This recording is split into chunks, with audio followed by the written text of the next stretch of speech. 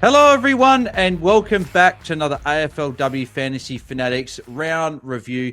We're recording on Monday night, the 13th of October, after the completion of round 9 of the AFLW Fantasy season. So, a different night tonight than normal. So, this will be up on the Tuesday. But I hope you guys enjoy listening, regardless of it being 24 hours later than normal. But I'm your host, Bales, and you can find me at BAILSDT across the socials. And joining me, as always, is my co-host and fellow AFLW Fantasy Fanatic. And he was a bit crook last week, which is why we had to delay it 24 hours. But as co-host Tom Hales, Tom, mate, how are you taking out I'm good. football? How was the weekend outside of AFLW? The weekend outside of AFLW was a lot of fun. Had a tie in cricket. 159 played 159, so Jeez, no super over was or very anything? no super over. Just shake hands and share the points. Very fun day. I got a duck, so good start to the year. Jeez, Glove one down the leg side in the first over, which was great. what early bats better or I opened the batting. there's nothing. So I've had it. I remember I was a duck. First ball of the game of a 2-day game. So what's it called? I think it's called a black duck or something like that. Like first ball of the entire game. It's the most awful feeling ever. not as 2 years ago, I had a duck first ball of the season. So literally the first ball of the season, I nicked the first slip and walked off. I don't whatever that's called. That's what I did a couple of years ago. So I do score runs a little bit somewhere in the middle of that. But yeah. So apart from AFLW Fantasy, which we're going to talk about shortly, my weekend was great. My fantasy weekend, however, was not. Yeah. Yes, I know. And that's why I deliberately asked you outside of AFLW because I know your weekend wasn't too great with that, which we'll chat about in a sec. But no, weekend was good. Went down to the AFLW Crows Eagles game, which was good. Sat in the grandstand of Nord, which was nice. Really good seats. Normally we're in the pockets, but able to get a couple of grandstand tickets, which is good. Sitting behind Indy Rashid's family, which was fun. So it was a good game. Crows won. Eagles a few goals towards the end there, which made it a little bit nervy, but good win by the Crows at least as well on a pretty good day for footy. But let's get stuck into the AFLW chat. So bit of a tough week for both of us, but we'll start with you, Tom. How did your weekend go? What were your trades? What did you do with your trades before we get into our scores? So I did. So the one trade that went well, I did Annabelle Johnson to Charlotte Wilson, who made me 70k. Whoop whoop. I did Piper Dunlop down to tipping, which I just don't really care about. Like that was fine, got me some cash, and that allowed me to do Shelley Heath. Not Shelley Heath, is it Shelley Heath? Yeah. No, Neve McLaughlin, sorry. Neve Okay. McLaughlin up to Tilly Lucas Rod, who scored a 60. And that trade cost me 22 points. What also cost me points. TLR. Yeah, and I was tossing up all week. Do I do Johnson to Wilson or Piper Window to Laura Stone as the way to get that additional cash? And I think, as we will discuss later, I may have got that the wrong way around. Yes. So, what were your trades, Bales? Were they any more successful than my horrific efforts at trying to improve my side? No, not particularly. No, just pretty, just not great. Not great trades on the face of the value. They look fine. So Dunlop then tipping was good. Obviously, Dunlop lost cash this week. That was the reason I jumped off. And I know tipping didn't make any money, but scored a 29. Maybe that gets the break in a bit lower. She might make some cash, but it's not going to matter anyway. We're not going to have time to cash out the little coin that she's probably going to make. Jesse Wardlaw to Gilroy. That was not great. That was literally, no, not literally, almost half the score Gilroy got. So Wardlaw 84, Gilroy 47. So 37 point loss there. That was very, very frustrating there. And then I need that cash and went Neve McLaughlin up to Maddie Gay. So I gained 3 points from that trade. So that was fun. So trades weren't great, but obviously the big thing for me was that I didn't trade window. Where people listened to me last Monday, I was pretty hell bent on trading her out. the week went along. I thought, if she plays again, maybe you could hold. And then when Abby Dowrick and Kirsten went named out, I was like, well, I can't trade her now. She's got a prime midfield role. And then unfortunately ran into Kathy Svarg, which is probably one of the only players in the AFLW you don't want to run into because, I'm just not great. Went off with 7. Obviously, didn't look good. Obviously, from not a fantasy lens, but from a football standpoint, I feel sorry for Windows. She just can't seem to get a good run at the moment. Just freak accidents happen in games, and I thought she would have had like almost a fractured orbital bone. Everything like blood started coming out straight away, but sounds like it was concussion was why she was ruled out. So hopefully she recovers well, but that's obviously going to be a forced trade for a lot of coaches and was a 60-point swing for a lot of people's weeks, or maybe even more, depending on if you went Woodland down, which put up her best score of the season. But anyway, we can keep talking about this. So let's get stuck into our weeks. Your score at round rank and overall rank, Tom, how'd you go? So I scored a really, really, really solid 1444, which was horrendous. That was a round rank of 1811, which is probably about the amount of active coaches at the minute. And I reckon I got beaten by some ghost ships as well this week, and that moves my overall rank out to 362nd, and I'm now just under 250 points off the top 100. I'm not going to say it, but season done vibes is definitely hitting hard at Pom United. The queue is almost in the rack. Yeah, well, hopefully the queue doesn't get put in the rack just yet. Hopefully we can you can have a good week this week, mate, and claw a bit of that back. For me, 1534. So, like, looking at the total, like it's not bad considering there's a 7 in there. Like it could have been a 1600 if I had a different player, but obviously didn't. Round rank of 470. So again, not awful. Dropped 7 spots to 188th. I think the big thing for me that I'm more annoyed about is pre-round, I was 90 points off top 100. Now I'm 115. So these are the weeks I just don't feel like I could be afford to be giving up ground. These are the weeks I need to be making ground. And the fact that I was 57 points behind 2 weeks ago, and I've now gone bang, bang in terms of in a bad way out and lost, potentially doubled that. Well, no, has doubled. It's just over doubled the margin. So, and Pipe Window obviously being a big part of that, trading in last week, her being a laid out, and then this week on 7, I had Woodland there instead. Puts up 2 really good scores back to back. Could have gone Neve McLaughlin down 2 weeks ago, bank the same cash, and we'd be fine. But yeah, just a tough couple of weeks, unfortunately, as we both are very well aware of. Plus and minus 3. Oh, God. I've got to find some plus 3s in this. Plus 3. I'm going to give it to Laura Gardner. She was absolutely awesome in this game. Probably the best game of footy. I know she's got 170 a few weeks ago, but probably the best game of footy that I've seen her play. Like her disposal efficiency was much improved. Absolutely everywhere. And in a very dominant Sydney win was absolutely amazing. And negative 3. Ooh, which one shall I give it to? I think I'm going to give it to Tilly Lucas Rod. 62 against Gold Coast. Gold Coast. That team who give up all of the points to all of the players. Any position was a good matchup for. and just not good enough. I'm paying over $1 million for a player, and they just stunk it up and kind of saved themselves a little bit to get to 60. Like it just was a tepid performance from Tilly, and maybe in slightly more competitive games might score a little bit better. Where they've got to start controlling the ball a bit more and getting those little 15 meter plus 6s that she builds her big scores off. Yeah, and the fact that was their first score below 75 for the season as well. Yeah, I had one other score of 76 in round 6 against Collingwood as the only other score they had below 80, but this was the second one. So yeah, not a great time to be putting up a lower score there, particularly with the matchup there this week. My plus and minus 3.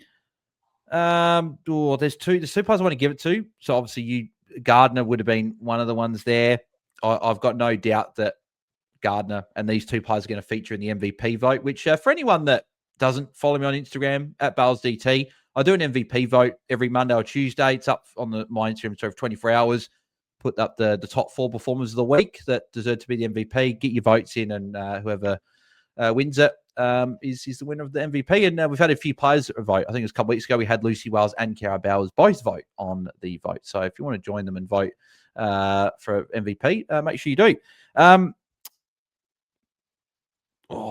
I'm going to give it to Jazz Garner just ahead of Kiara Bowers. And the reason I'm going to give it to Garner is because I put a captain.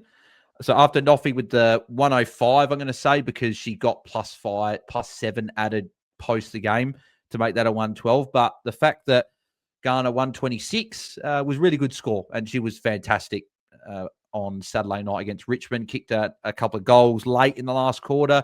Had some really big quarters. So very, very happy with her performance. But Kiara Bowers as well, she obviously gets a shout out as well for a 135. Be a special shout out to Kiara Bowers as well, who was also very good for a 135. Massive. I think it was second and fourth quarter, she had like 101 points combined between the two. So probably very stiff not to get my +3, but I thought I'd give it to Jazzy Gunner, who was the captain. -3. Probably. Actually, no, I was going to give it to Gilroy for a 47, right? Because it's just not good enough. But I think I'm going to give it to Charlie Thomas. Just not good enough. Another 55. And when you look at her numbers, they're not awful. Like, they're not 40s, but they're not spectacular either. Like, you look at, she had an okay start to the year, right? So she had a 75-72, then a 53. That was the same game Serene Watson, funny enough, had a really bad score. 73, 61, 78. So all in all, not awful, right? Amongst the sort of back end of the top 5, but not top 5. Last 3 weeks, though, 58, 60, and 55. That's just not good enough, and just not getting it done from someone that, as you know, Tom, pre-season, I was fairly keen at starting at D1, just knowing that how good her role is, taking all the kick-ins, just solid. But no, she's just solid for not much at the moment, unfortunately, from a fantasy standpoint. Takes all the kick-ins, but like Swanson being back there, West Coast moving the ball quick forward, they're not chipping around at all. So Charlie Thomas isn't getting open. And even watching on the weekend at Norwood, she wasn't getting into any space to get these disposals and help move the ball forward. She was almost in the middle of the ground, manning up on people and more busy doing that. So, yeah, disappointing. It was probably not a week cost too much because a lot of the defenders didn't score particularly great, but still, message has got to be sent. I can't trade it this week with some other trades I'm probably going to do, but yeah. But then Alien Gilroy probably lucky not to get it with a 47 in a great match against Gold Coast. So that was fantastic. Moving over to the Content Creators Cup for the round. So I end up having a win in my matchup over Jake by 31 points. So 1534 to 1503. Tom, how did you go? I know obviously not a great score. Were you able to scrape a win, and how did the other matchups go? So, unfortunately, my run of facing everyone who did badly has ended this week. I got absolutely battered by Liam from the Free Kick Pod. He beat him by over 100 points. It was he beat by 115 points, so 1559 to 1444. Absolutely put in my place as the average coach I've been this year. In the other games, JS had a very solid win of over 100 points against Will, 1562 to 1449. Jono goes from strength to strength on the Free Kick Pod. He got 1589 and moves up to 20th in the overall ranks. Absolutely amazing from top scored coach this week out of every coach. Jackson had a solid win by 80 points over DC. DC's joining my struggle bus, but he had a 1445. So we're struggling away together. Eloise, despite having a Piper Windows 7, still managed a 1573 in her demolition of Mel by about 150 points. And she stays in 19th place.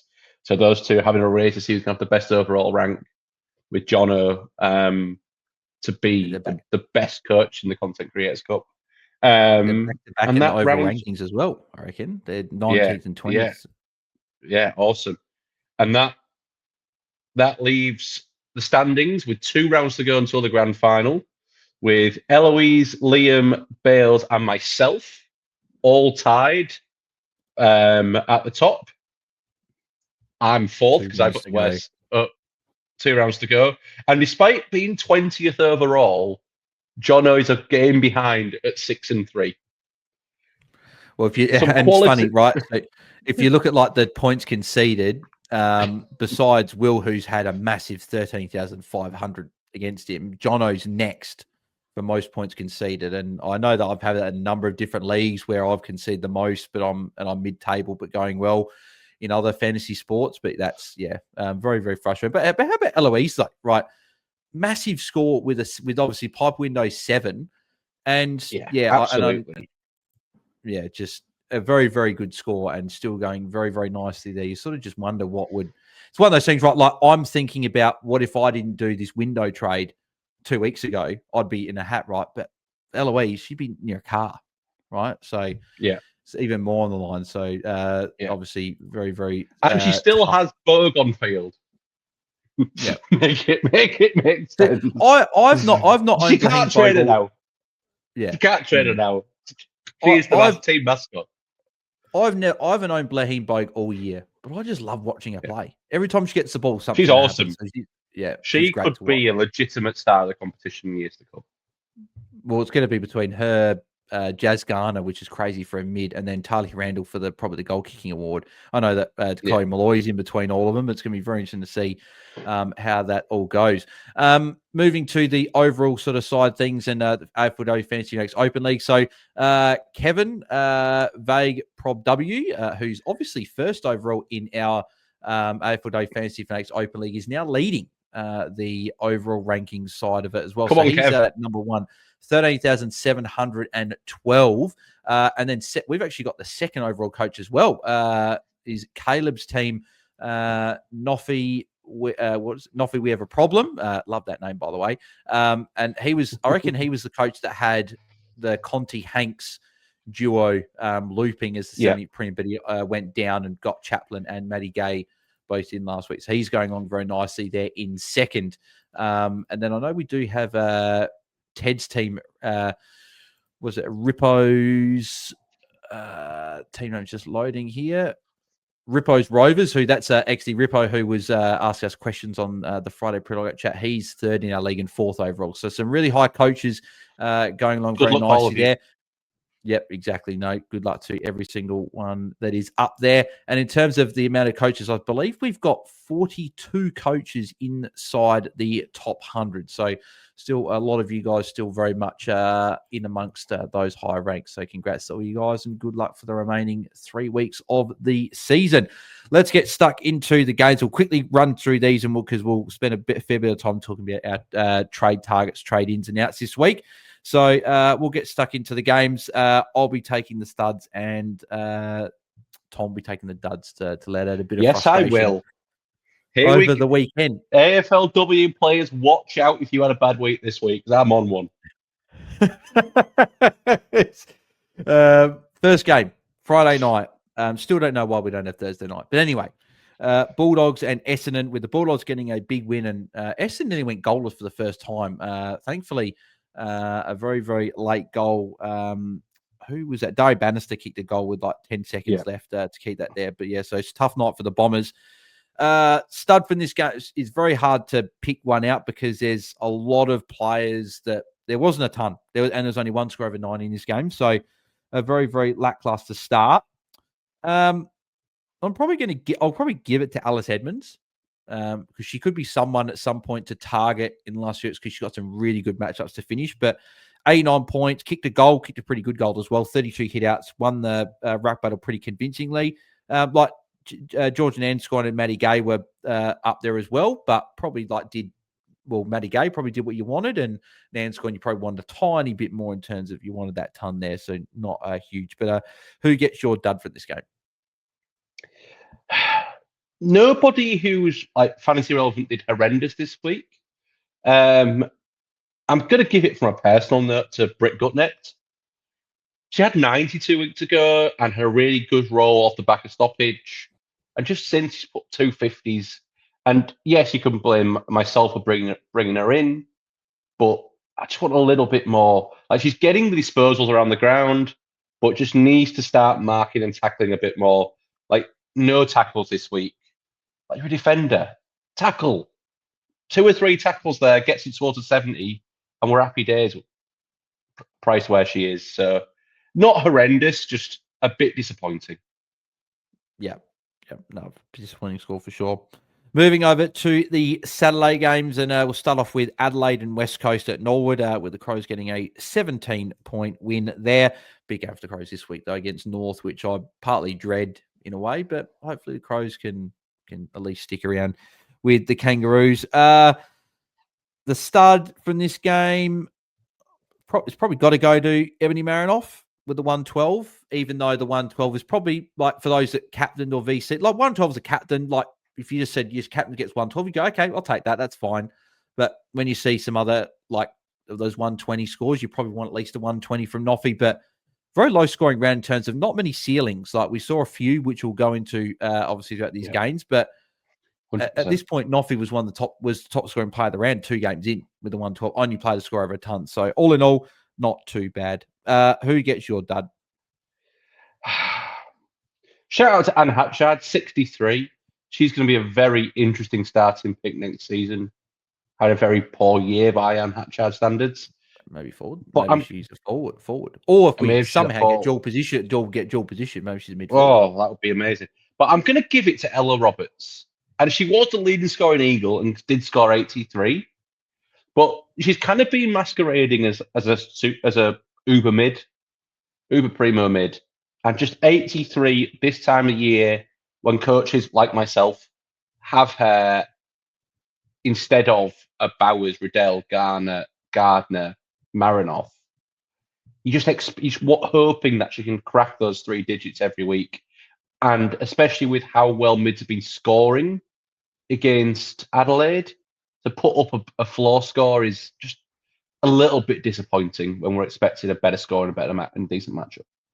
Yeah, it's 52 points, right? It's a big gap. Like, that's the difference between obviously a Window and one of those forwards that did okay, like Window and Malloy, for example, this week. Like, it's a big gap. So, a little bit disappointing there from Ella Roberts. Moving over to the next game, which was Geelong and GWS. Geelong winning by 27 points. I'm gonna give the best on ground to. I'm gonna give a shout out to Michaela Bowen, 110. Like, if there were a number of draft leagues and stuff out for AFLW Fantasy and you picked up Michaela Bowen, you'd be pretty happy with how she's gone. There's been a number of hundreds there, some solid 90s, some just really solid scores, right? Not a fantasy option in terms of we're going to bring her into our actual classic teams, but just someone's been having a very, very good season for Geelong. Yeah. But I'm going to give it to Zali Goldsworthy, 103. There weren't a huge amount of players that scored a tons. There were a couple of forwards that scored 103, and Zali Goldsworthy is one of them. 27 touches, only 1 mark and 5 tackles. So still good to see, still tonned up even with not many marks, which she can sometimes rack up. So very good performance from her. Who gets your dud? And this is quite obvious. And someone who I apologize if anyone followed my advice to bring in this week, Cambridge McCormick with 39. Absolutely horror score. Starting to lock down a little bit more. Did a decent job 2 weeks ago on Jesse Wardlaw, and then locked down again this week. I just getting a little bit worried that, unfortunately, from a fantasy point of view, she did the cardinal sin when you're asked to do a job. Don't do it well, then you get to go back to the fantasy role. If you do the locking down well, you're going to get asked to do it. So, 39, dropping cash. I think it has to be jump off time because we can't be having these scores at this time of year. Yeah, and then how about Papa Dunlop as well? 11. She played. Yeah, I know she got injured. It's more the 30% game time, right? I know she got injured. Wasn't it the last quarter though? Yeah, Tipping was still the number one. Tipping was still number 1 ruck and was playing a fair bit more. on the ground. But yeah, just 11 points. That's a loss of cash. So if you didn't jump off Poppadom last week, you've probably she's gone down enough to the point where it's probably almost not worth trading. It's just like you're not going to get enough money from that trade anymore. And also, I'll give another dud. I know I'm not doing the duds here. I'm going to give a special mention of a dud to the GWS coaching staff. Like a couple weeks ago, it was announced in the men's competition that the sub is gone for 2026. No more sub. The coaches hate it.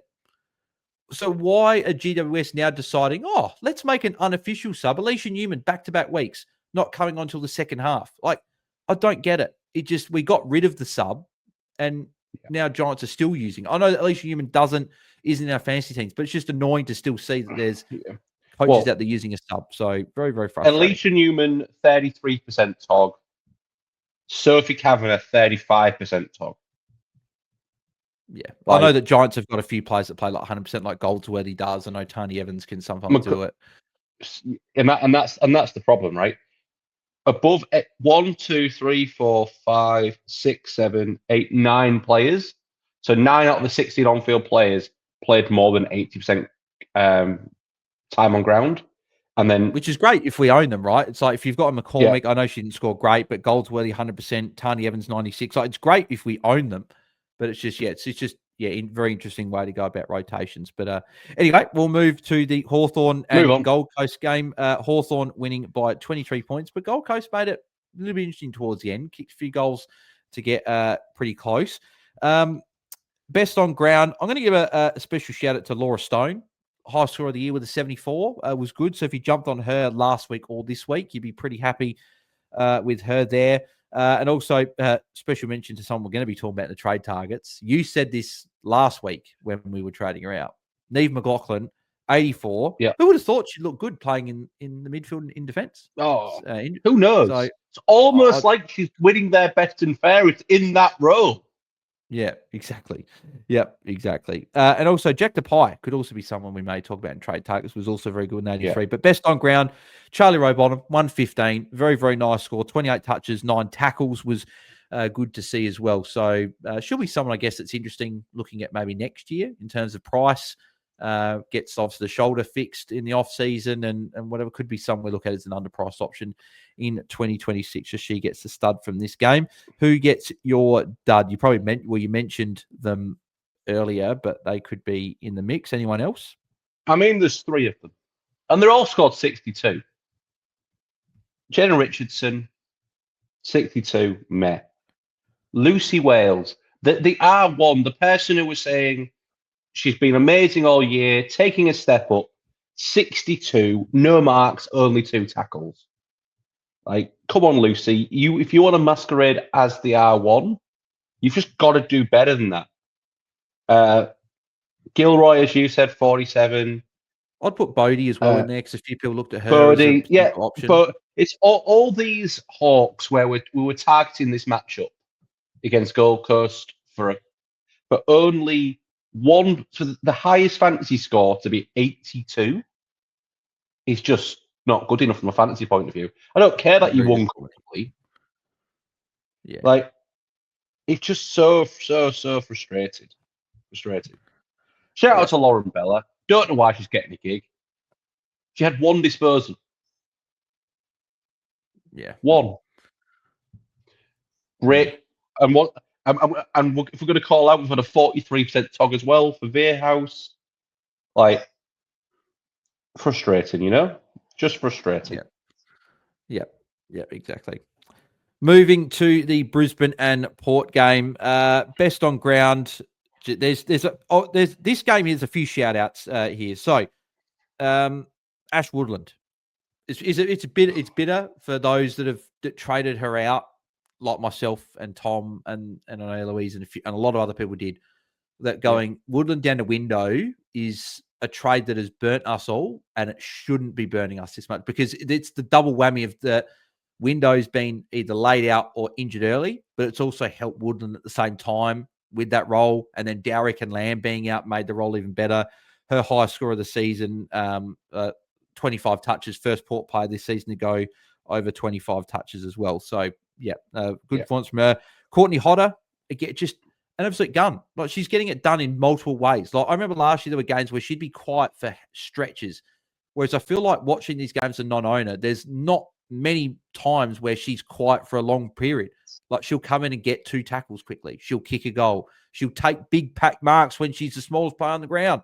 Like, it's ridiculous. She's such a good player to watch. So good. It's just very hard when you don't own her and she's doing in this sort of form. But Matilda Schultz gets best on ground. 112 in a loss for Port. She's taken that step into the premium ruck territory, and she's very much in the mix for that R1 spot, because Lucy Wales dropping that lower score has probably brought it to a bit of a level pegging between Schultz, Wales, and Strom as the number one ruck. So shout out to Matilda Schultz with a great score. Who gets your dud? I find this quite hard.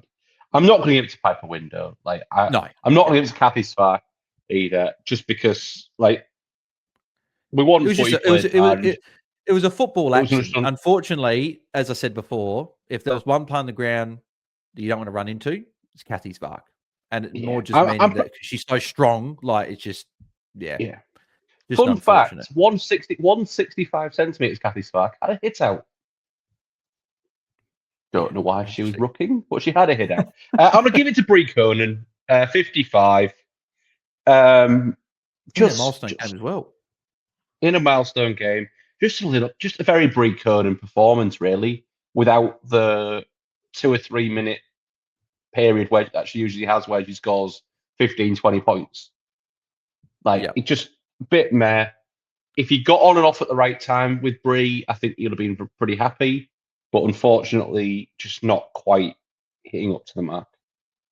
Yeah, exactly. A few other low scores here as well, like Taylor Smith. A few people jumped on the week before, 37. Lauren Young, 23. Tough matchup, I know. Rookie, I know, but dropped a bit of cash when we were hoping she'd make a little bit more. So just unfortunate there. And then Hamley Borg with a 6. She was up at like 400K. Now she's nearly back down a basement again. So that's just frustrating if you didn't jump off and get that cash gen. Richmond and North Melbourne. North Melbourne, 36-point wins. But first quarter of Richmond, really good. It was a pretty close game, but then North just showed their class like they always do. Just a very, very good team there. Special mention to Ellie McKenzie. She's putting some good games together. Playing really well this year. I love Ellie. Ellie McKenzie is an absolute gun. AFLW Fantasy, give us more mid-slots. I want to pick players like Ellie McKenzie. I want to pick players like Monconti. But we just don't. The spots are so few. Precious. Yeah, only 5. Yeah. And then also shout out to Monconti as well. 108. She had a massive first quarter. Copped an ankle injury late in that quarter as well, but played on, and she was still fine and didn't look unfazed after that. Just a great performance against North. And Ash Riddell, another 37 touches. Started really slow, but just finds a way. Ash Riddell, best on ground. Stud for this game goes to Jazz Garner. 30 touches, 7 tackles, 2 goals, and 126. She is a very, very, very good player. And also, I probably should have also put in the special mentions, Erica O'Shea. Jumped on her this week. Very, very happy. 90 points. She looked great as well. So shout out to her. Liza Shannon as well. Also in 90. Some points back there for some of the defenders. Alice O'Loughlin just had like internal injuries 2 weeks ago. Comes back. Best score of the season, 77. Only kicked it behind as well. So good score for her. Who gets your dud? It's quite hard, I think. But I'm going to give it shout out to Poppy Kelly with 20. Like 20. Not particularly fantasy relevant, but just rubbish. I'm going to give it to Ruby Tripodi. She played midfield and scored 41. 41. And that was with Mia King out as well, second half. And that was me without Mia King. Everyone else who was fantasy relevant kind of did all right. So, if anyone that's still got maybe a Tessa Boyd, 28 in their field. Yeah. I know that Katie Brennan's not hugely popular, but still 26. Like, you don't love if you're one of those coaches that have got a pod and they drop a score like that. So, but Tess Craven has some ownership, 43. Just some pretty minging scores, but a lot of good scores from fantasy players this week in this game. Moving over to Sunday, Sydney and Carlton. Stud for this game. Special mention's has to go to Montana Ham. 103 points, 2 goals, 3. So good. Just missed a few chances, but she's really looking good this season. Like what we thought a few years ago of she's going to burst on the scene and go really well. Injuries certainly stopped that for the first couple of seasons, but she's really hitting her straps this year, looking really good. 25 touches as well, very, very good. If she just a few tackles there as well, all of a sudden that's a 120 as a forward. That's a massive day. But best on ground's got to go Laura Gardner, right? 43 disposals, so she equaled her. Was it? I think she. I don't know if she equaled. No, she didn't have 43. This is her personal best. Her PB 43 touches, I believe. This would have been before Ashradell did Ashradell things. This would have been the highest disposal. Yeah, equal with Ashradell and Ali Anderson on 43. So just shows how good a game this was from Laura Gardner. But I think the best thing about it wasn't just that. 100% TOG. So that was brilliant seeing that. So very, very good there. Ali Morfitt was also very good there. 25 touches as a ruck. Ain't bad. Getting around the ground, getting a few disposals there. So very good from Tanya Kennedy with a 110 was good as well. Who gets your dud? A broken clock is right twice a day. Dana Finn. 53. I told you so. I told you she wasn't the option. And look what she scored. Don't care that she scored 100 the last 5 weeks. Don't think about that. 53 today, this weekend. 53. There may have been some coaches that jumped off this week because she was so expensive already. And she dropped, I think, a 90 the week before. Maybe they jumped off, but yeah, if you didn't jump off, it's obviously a bit of pill to swallow if you get a 50 there as well. But also the other one's mentioned Chloe here Malloy as well. Chloe Malloy 55. 55. You just want more.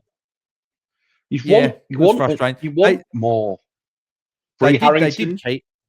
Yeah, they did with Malloy. They did keep G-Prez quite the week before. That was my little concern with the Carlton matchup is that they can lock down on some of the better ones, not with a tag per se, but they almost do a team tag. So hopefully better for her moving forward. But the other ones here, so you got Darcy Vesio, 26. Oh, Bree Harrington, if you got them. 27.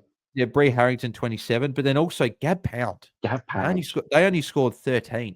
So, and they were an option heading into this one. Remember, Jono mentioned if you couldn't afford a Carney, Gab Pound with the option, but unfortunately just not a very good performance. So, do you know what I'm seeing with Gab Pound? 2026 is what I see with Gab Pound. Keep scoring 13s, please. Slow start to the year and injured, and then they come back in and a few low scores. So, potentially on the watch list for next season. St Kilda and Collingwood. St Kilda winning by 23 points. It's probably hard to sort of split the top three. I'll probably give the stud to Georgia Patrikios. 113 points was really good. 29 touches, 7 marks. It's funny what happens when she plays inside mid and plays in her natural position. She plays well. So, very good score for her. But mentioned to Britt Benici, 112. Good score from her. Sarah Rowe, 111. And my trade out, Jessie Wardlaw, 84. That was brilliant. So, very happy to trade out something that goes well, which is great. Who gets your dud? I found this game quite hard because there's not that many fantasy options, and all the fantasy options that there are did quite well. I want to give it to Ruby Slicer. Her role kind of got thrown around in this game. I would say that's very harsh because apparently she had food poisoning the day before the game. I think someone with a known fantasy pedigree played on ball. Like Jordy Allen, you're expecting more than 39. But there's just very few fantasy relevant players in this game. In the back end of these, you can get a bit to Serene. Her first 3 quarters. She had a 27-point last quarter to get to the 73. Just her third quarter. Her first half was fine. She was on 42 at halftime. 4-point third quarter, horrific. And I'd said this in our chat. There was too much pointing, too much directing. No, you can do that as long as you get the ball as well. But if you're just pointing and directing and telling people to kick it long, it's not what we want. We want fantasy points. We want you to get the ball serene. Still gets all the kicking and plays on from every kicking, which is still fabulous. But she was ordering people away from the kickings. I was happy with that. That was good, right? Now we just need the pointing in that. And then getting the ball, like pointing at her to say, give me the ball around the ground. Final game, Freo and Melbourne. Freo winning by 5 points and a very good win for them. Keeps their season alive there. And interesting for Melbourne, puts them in an interesting spot with the top four. Those other teams around them certainly closing that gap there. Again, some honorable mentions here, some good scores. This is what I expected the round more to be. Some of these high-scoring games. There's plenty of good scores here. It's like, shout out to Gab Newton, 123. Probably again, if we had extra mid spot, she'd be someone that we'd be talking about, I think, a lot more. Another very good score from her. Tyler Hanks, first good score for a little bit, 118 points. Mim Strom with a 109, backing up after a ton last week. So she's back-to-back good games, and this was a tough matchup for her. But best on ground, Kiara Bowers, absolute machine. I know that her first and third quarters weren't great. Only 34 points in those two quarters combined, but scored 101 points in the other quarters, which is just insane. 17 tackles, just ridiculous. 58 point last quarter. Kiara Bells is just very, very good to watch, and we love owning her. Well, if you do own her, unfortunately. Sorry, Tom. Forgot. Your dad for this game. I don't own her. I'm going to give someone a do own, though. And I know she did get a big hit in the final quarter, but Taylor Harris, 39 in what was supposedly a green matchup, lost no hit outs as well, lost the higher up the ground roll, just an absolute punch to the solar plexus, really. Expecting much more than that. George Campbell was the one that was the main backup ruck. Yeah. Georgia Campbell and a bit of Talia Gillard as well when it was in the back half. Like, just, I don't know if it was just the tog that Strom played. Like, Strom played, oh no, that's the other Strom. No, 80%, I just don't, oh. It's so frustrating. The other player probably unlucky not to get you done there was Maeve Chaplin, 58. Yeah, Maeve Chaplin. Paid up for. Yeah, paid up, been so good, but just Melbourne weren't quite on it this game. Like, Kate Hall was down. Melbourne just weren't quite there. And to turn it over a lot, like a lot going inside 50. So yeah, couldn't hit a target inside 50 at all. One thing, just Paxman final quarter watch. They scored 8, so goes on brand for their season. If they could play 4 quarters, then they would be an absolute gun defender option. I remember Jono messaged me and said that he's surprised that you keep the Paxi last quarter count going, but before this week, Laura Stone had very similar last quarters where she'd be really good and have single digit last quarters. So a couple of players there, just got to have that fourth quarter, like just finish off, have a good score, and then you'll be fine. But Laura Stone at least did that this week, whereas Paxi, continues with the lower last quarters. So let's get into our the trade ins and outs for the week. So we go line by line as we always do, and we'll start off with defense. And I'll start off with something that's probably come to light over the last I heard it on a few hours. Shout out to the W Download Pod. And I know that I'm talking to Eloise about this and saw that she messaged a group chat they're in about this. There's chat that, and we will know this by the time the pod's out, so you probably know, but Maddie Gay could be shut down for the season. Came off in the first quarter, I think it was, pointing to her knee that was injured with the ACL strain in the preseason. Essendon season's over. It wouldn't shock me if they shut her down just to get her right. Maybe she's got to have, I don't know if there's any surgery or anything like that, or any fix-ups, or that just needs rest, but maybe there's just no point playing her with the season done. So that's a watch. She's expensive. She had a good score on the weekend, really good second half. But she may have to go. Well, she will have to go if she's out. So that's a worry even in itself, right? Even owning her, if even if it's a question, that worries me, and that could be a potential trade. Maybe if she plays, you're probably not trading her out, but just a bit of a concern. Yeah. Some of the other players here. So Sarah Goodwin. Essendon play on Sunday as well, so it's a long time to wait, and it is Brisbane. I think we'll know. I think it'll be tomorrow. For us tomorrow, but for you guys today, we'll know. Yeah. She'll be put on ice or she'll play. And if she's playing, I'm probably going to hold her. But if she's out, obviously it's a trade. Sarah Goodwin slowed down obviously since that 117, so 77, 75, and a 64. Lower game time on the weekend. I'm not sure why she was stuck on the bench. I know Noffy was actually on the bench a fair bit as well in this game, so I don't know if it was a management thing for the Crows. The Crows got up early. I think they just kind of managed through. Maybe for the North game this week coming up, maybe they had a bit of an eye on that. Yeah. 923 dropped 60k this week. North Melbourne, obviously tough matchup, and Randall, but I would be shocked if Chelsea Randall didn't come back this week. Is she good to go? Is she someone that you'd be tempted to jump off down to? We'll mention a couple of the options after, but there's a couple of defenders that are cheap that you could make a bit of money from. I think she's a definite option to trade out this week. So I think she's slowing down. She did score that 117 in the easiest matchup in the league. Let's not forget it was against Gold Coast, in a super high scoring fantasy game.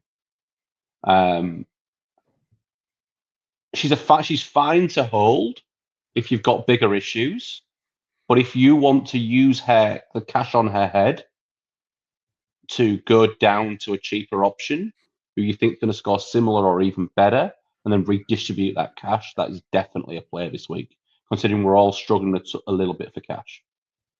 Yeah, exactly. And there could be a conversation for like a Maeve Chaplin, Serene Watson. Like Serene Watson saved a score, but obviously hasn't gone huge last couple of weeks. Maeve Chaplin was meant to be a really good match on paper, played a lot of midfield in the first half, played a bit of defense, played forward a little bit in the last quarter as well, which was really interesting that they kept throwing her position around. But she's 1.1 still. Tougher matchups are on the horizon for Melbourne. So do you bank a lot of money going her down to one of these options? Maybe it's probably less appealing for a Chaplin, and Watson probably got more faith that they're top five, but Goodwin's someone that maybe Randall's, but you could go down. Again, there's besides that, like Charlie Thomas, if you've got her and you've got the money to make a trade work, or if you don't have one of the more expensive defense, just want to do a bit of a sideways shuffle to a couple of options around our price, I think that's very well justified. I think you can definitely do that. I think McCormick, same sort of thing. You can look to trade her, Bree Conan. They're all very similar price, and there's some options around that price, which we'll chat about very shortly. So that's probably it for the defense there. Midfield, I think most people's midfields are fairly set. Gardner, Marinoff, Bowers, Riddell, Garner, Conti. You're not trading any of those six. Hopefully most of you guys have got 5 of those 6. But if you got someone else like Ella Roberts, Tom, you talked about her. She'd had a couple of good points beforehand, but 83. Does she maybe go to one of those options? Is that something you've looked at? I think for 100%. I can't, because I have way bigger issues in my side this week. But you definitely can jump off. We got Geelong this week. Geelong are notoriously a tough matchup for midfielders. I think you can definitely get off that. And if it is up to one of those 6, then that would be great. If it's not, then you're into punt territory. And whether you want to use a trade there or whether you want to use a trade elsewhere, that's kind of down to dealer's choice. I'm not currently looking at trading, but that's just because I've got so many fires. It literally looks like a gas stove, my team at the minute. It's just fire everywhere. I've got to turn some off. Yeah, exactly. And then just like looking here as well, like if you've got any of like these other pod mids that you're looking at, like if it's a few of them, like a Rowbottom, a Gab Newton, Britt Benici maybe keeping these options because they're going okay at the moment, so there's no need to trade. But Yeah. I'd be happy to still move off of like a G-Prez who had like a 90 on the weekend, but probably doesn't have that same big ceiling as those other mids. I'm certainly those next tier of mids for me. You're looking at runs. You're looking at what is the run for these players. If these players have got a good run, like if you've got like an Ash McCarthy, Gab Newton type, Freo have got a gorgeous run to end the year. So you're probably not jumping off them unless you're going up to Bowers or up to Gardner or Riddell, one of the big five. Mm.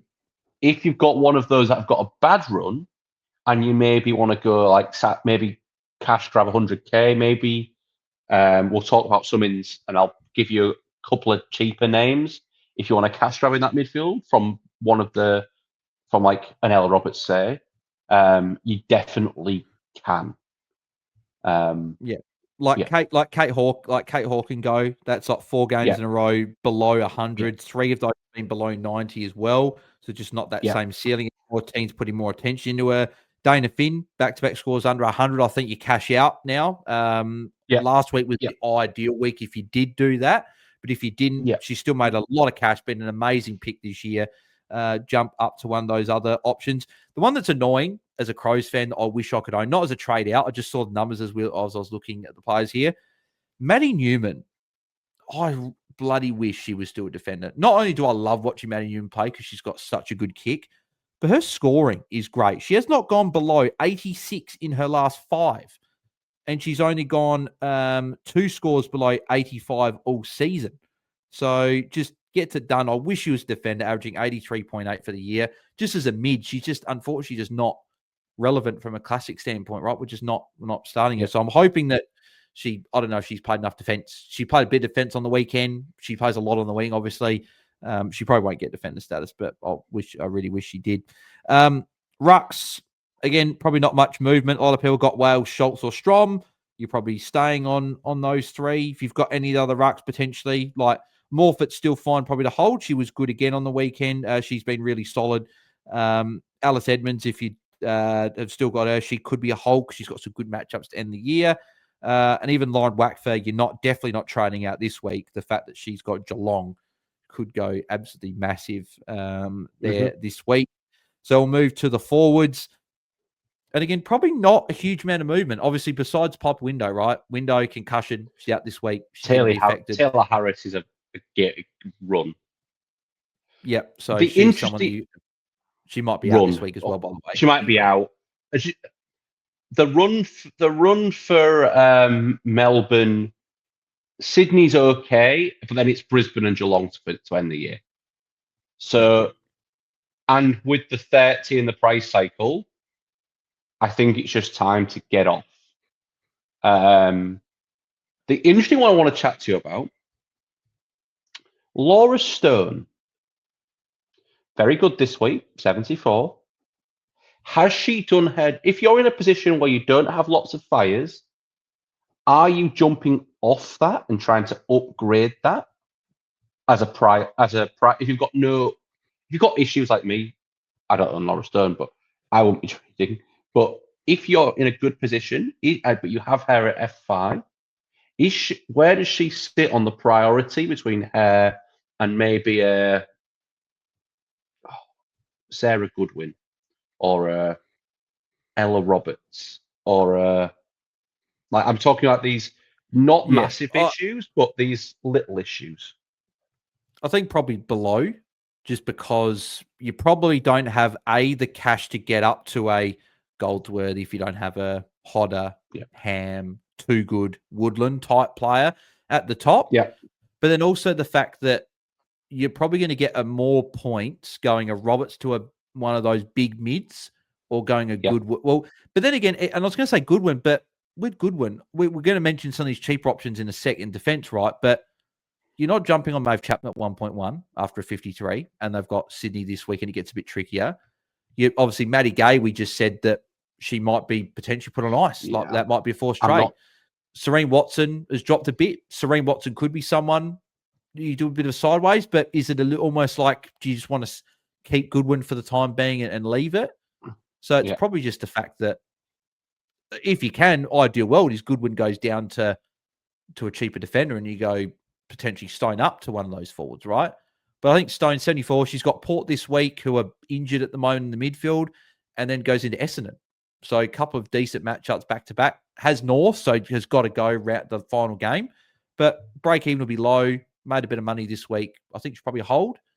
But I think if you're in a really good spot, I think you can definitely move on. It's not much to get up to a Chloe Malloy. I know she didn't have a great score on the weekend, but I still back Chloe Malloy in more often than not to have a better score. And that Carlton aren't a great matchup either. So, like, you got options like that. So I think it's definitely something to look at for sure. But all those top forwards, you're not trading. You mentioned obviously Harris. If you've got she goes obviously with the matchup getting tougher as well. Gilroy's an interesting one for me. I just said about Port and Essendon back to back, but I didn't love what I saw on the weekend. I don't think there was any midfield time at all from what I saw. No CBAs. That I might have missed one or two, but 47, a lot deep forward as well, which I didn't love. So she's potentially on the chopping block for me this week as well. Ian Zanker, I think, has got to go as well with that tougher run. Taylor Smith, if you do have her, I think Jono had to hold her. It's tough because she's got the Bombers this week. But you probably don't want to keep holding on because then you might get stuck. So, there's a few interesting forwards there that you might look to trade out as well. Moving to the trade ins, we'll start off in defense. And we mentioned a few of these options, right? You called it Neve McLaughlin.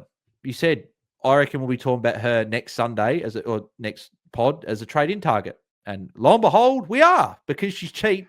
She dropped a lot of money and she looked good in defensive midfield. I didn't see that coming at all. I didn't think she'd look very good in the, as you said, position where she's winning a best and fairest probably for, but dumbfounding. But she's an option. She's cheap.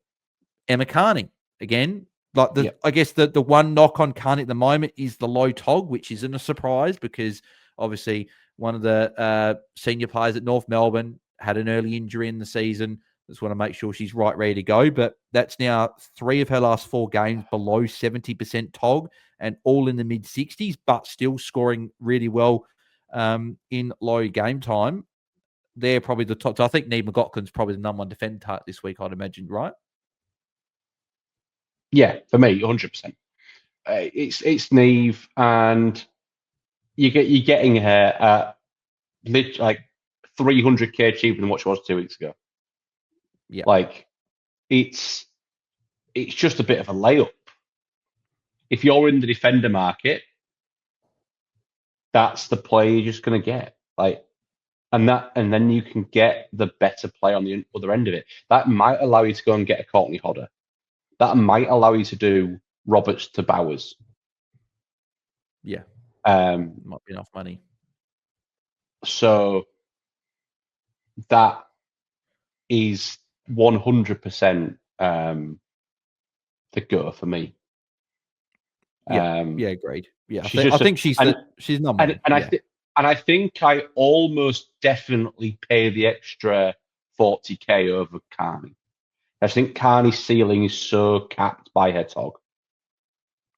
Yeah, and they're going to continue to manage it, right? Just because of the near the end of the season, North have got finals. Obviously, they officially locked it up. If there was any doubt, I'm sure that no one out there had any doubt they were going to make finals. But they officially locked it in. They'll keep managing it. This is probably a week this week. Good matchup against the Crows. This isn't a matchup just because I just imagine the Crows will just be there or thereabouts. I don't think the Crows can win, particularly without Caitlin Gould. But if Chelsea Renner comes back, she's been out for a few weeks as well. So how does she come back? But I still think she'll play well this week. But it's after matchups. Interesting. TOG management will be interesting. So Neve McLaughlin's definitely the one you're targeting. In terms of like the cheaper defenders, if you're going for a moneymaker on the bench, Charlotte Wilson was pretty good last week, 370. If you need some just quick cash gen to then bank out next week, do that. It could be an option, but I know a lot of us probably aren't looking at that. We're probably looking at more trades on field.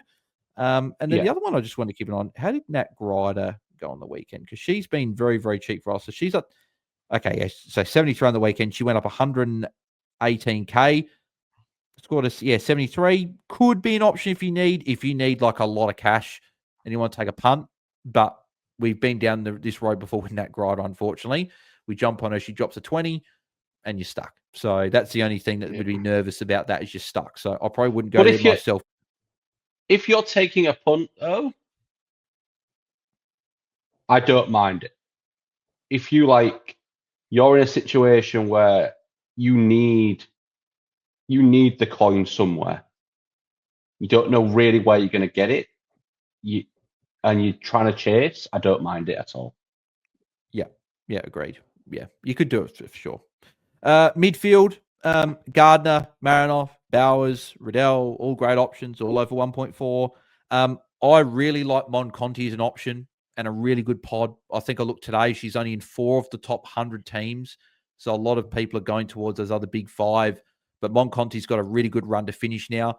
Collingwood on paper aren't like a great matchup, right? But I just think it's a matchup. So I think she'll just go really well in. I can't remember who she's got next week, but then she finishes off with Gold Coast. They got Freo. So Freo to Gold Coast. 3 great matchups. I think she's a really good option to bring in and looking very, very good. I think the number 1 option in the midfield, though, for price is Jazz Garner. If you don't have her, a lot of the top 100 do. But at under 1.3, she's great. The only 2 scores she's had below 116 this year was the injured game in round 3 against Freo with the 51 in 27% game time, and the 69 against Essendon in that very, very windy game, and her and Riddell both struggled. So take those just 2 out. She's been awesome. Fantastic. So I do really like her. You mentioned Freo's good run. Again, Gab Newton could be a bit of a pod. 3 of her last 4 have been over 116. So 128, 116, 83, and a 123. Playing really high time on ground as well. Could be a nice pod. Charlie Robon could be a pod as well. The one I don't mind, Britt Benici for 2 weeks. Yep. If you 1.1, she's got Richmond into Gold Coast the next 2 weeks. So we know has a decent ceiling of kind of that 120, 125 on a day. If you're in that cheaper range or you want a little cash grab from Ella Roberts, it's about 60K. That allows you to do a trade on the other end that you really like. So that might allow you to get Piper Window up. If you do a couple of slight down and sides and then Piper Window up, that might be an option for you this week. So someone else just going pure fixtures. Yeah, exactly. Yep, no, something for sure. And yeah, they're probably moments. You said you had a couple of cheap options as well. Oh, you kind of. But I didn't look that cheap because I kind of don't think we're going much cheaper than that. Yeah, stick up. Yeah, I don't mind an Ash McCarthy. Great run for Freo for the next few weeks at 1.1. Apart from that, Tyler Hanks at 1.0 is, but kind of the run is ended now for Melbourne. That might not be bad for Hanks, but I'm not sure I'm going there through choice. Yeah, I think you're probably not going for anyone else lower, right? Because then you're probably giving up too many points. So I think it's one of those top couple that you're probably looking at targeting there. Rucks, again, probably not much movement with a lot of teams. If you've got Wales, Schultz, and Strom, you're probably holding all of them. Like if anyone was thinking about going Strom out, this is definitely not the week to do it. She has GWS, great matchup with O'Dowd and Fleur Davis. I think Strom will have another very strong week here. Plus, Wales and Schultz go up against each other this week. So if you're a Strom owner, maybe that's a good thing. Maybe Schultz and Wales cancel each other out and get 70s and 80s each. And then hopefully Strom goes big. Let's hope they don't shake hands and see each other at the end of the game. Yeah.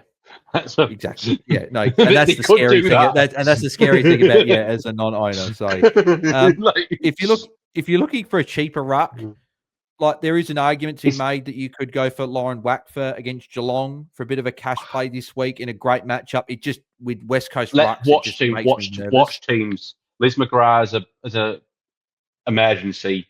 We lost. I don't.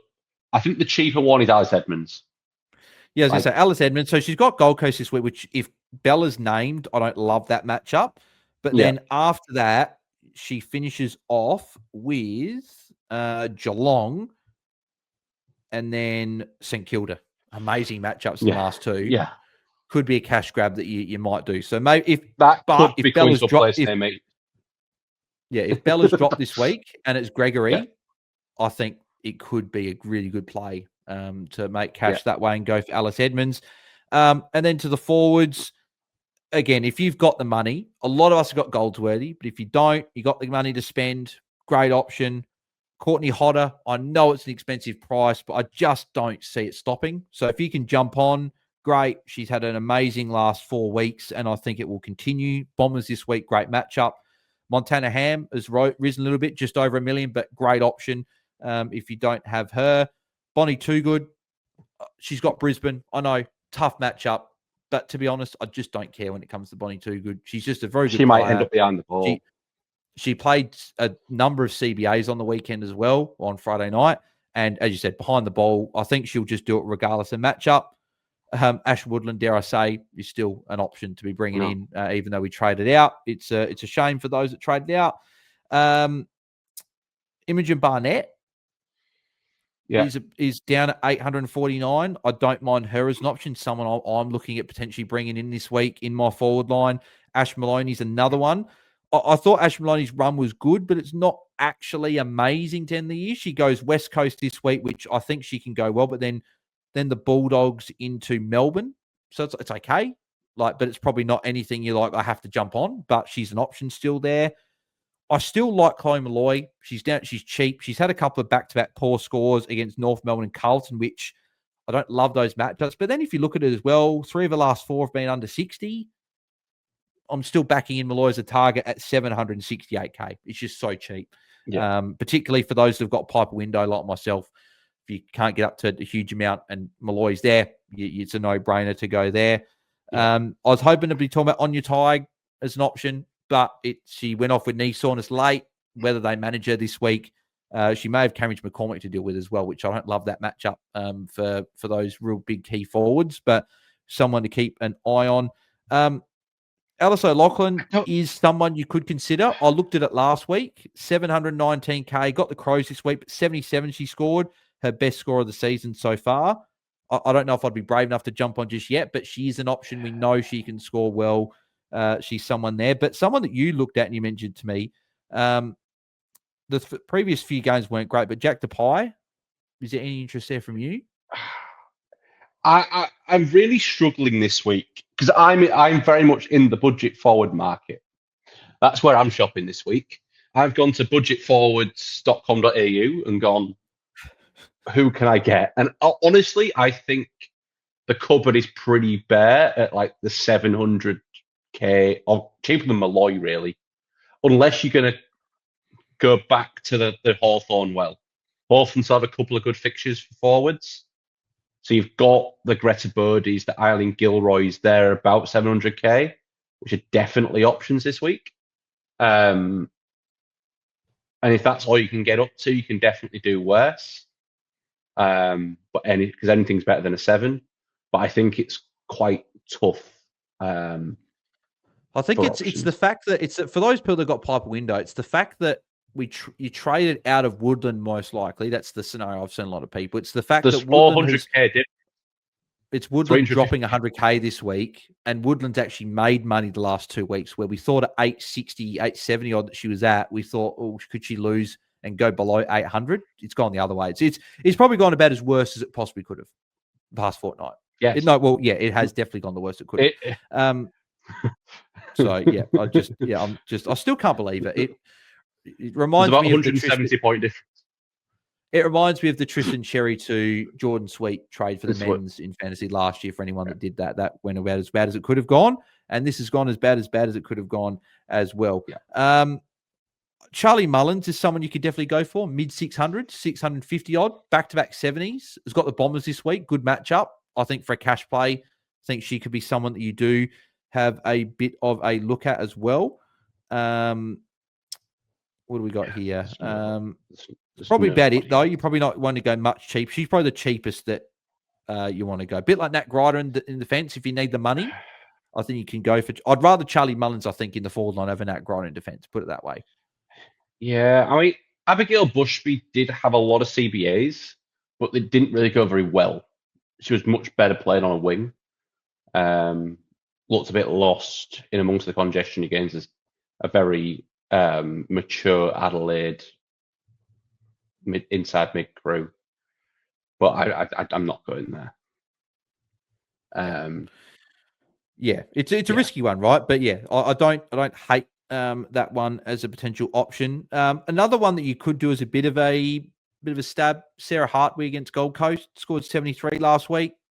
Could have a good matchup this week to make money. I'm just probably guessing, like, look at these options around Piper Window's price, just because people might not be able to get up to much just with the cash in. So there's a couple of options around the price, but obviously it's that's tricky where I think Neve helps, right? That's where Neve helps.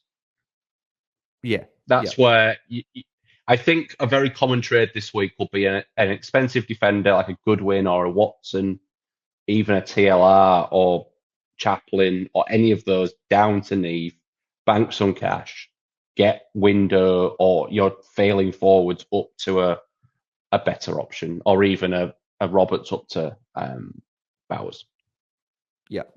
And I'm also seeing here as well, Sinead Davison is also up to 555k as well. Like, I know Lauren Young was a good pick, but I think her and Davison were very similar price. If you went Davison as that pod, you'd be pretty happy with that cash gen there. So I think that's probably it for the targets. I reckon that's probably it. I don't think we've missed out on any. So that wraps up most everything, but we'll go through what our trade plans are. We might have a little bit more of an idea. We've had an extra 24 hours to ponder over a few things. So Tom, what are you currently looking at doing with your trades? So I'm trying different options at the minute.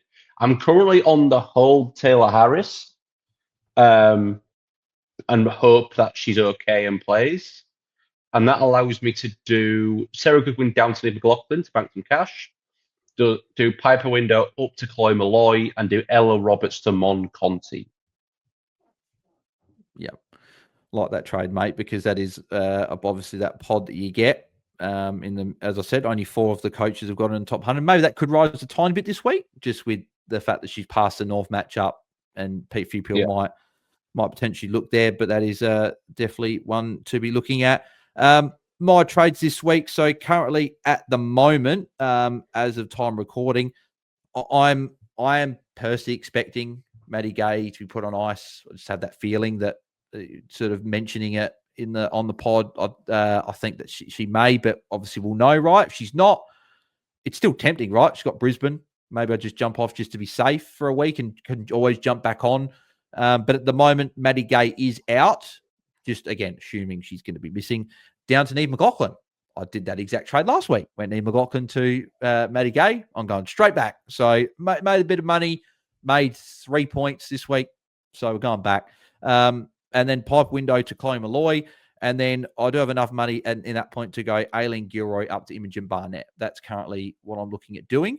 I have thought about Ash Maloney as well, just because it feels like every week Imogen Barnett cops a knock and is a little bit injured. So, but that is an option for me as well that I have looked at there. But I would love to get up to a Woodland Too Good hotter type. I just don't have the money. So I just got to get the cheaper players there, and Barnett and Maloney are probably the 2 that I'm looking at. If Gay plays, Goodwin probably goes down, and then it probably just means I go Window to Malloy and do a bit of a bench, maybe Lauren Young down to bank a bit of cash for the week after. But yeah, probably not much else besides that. As someone, I don't know if that was you or me, someone just speeding by. But anyway, that'll wrap up the pod for us. So thanks again, Tom, for jumping on once again. Obviously not a great week for you, mate, but hopefully a better week this week. Where can people find you across the socials? You can find me at Tom_Hales_. Yeah, keep going, everybody. Play your teams out to the end of the year. Try and get the best rank you can. Good luck to those who are in the chase for hats and cars. If you want to all have horrendous weeks so I can make some ground, please feel free. I do like charity. But yeah, no, have a great week, guys. Yeah, no, thanks, mate. And I hope I can see in top 100 as well. So if anyone wants to let me sneak in, that'd be very much appreciated. You can find me at BAILSDT across the socials and us at AFL Fantasy Fans on X. If you are tuning in on YouTube, please smash a big thumbs up on the video and subscribe to our channel if you haven't already. We have a men's podcast probably in maybe next week or so, just recapping the trade period. But besides that, we've got AFLW for another couple more weeks, and then there'll be a bit of a break there. But yeah, make sure you subscribe for the rest of the year and then also for next season as well. If you're listening on Spotify, Apple, wherever you get your pods, a 5-star rating and review will be very, very much appreciated. And we'll catch you guys later on in the week, either Thursday afternoon or Friday afternoon. We'll let you guys know when we're live and we'll tweet it out. But until then, have a good rest of your week. And we'll chat to you guys later in the week. Thanks, everyone. See ya. Bye.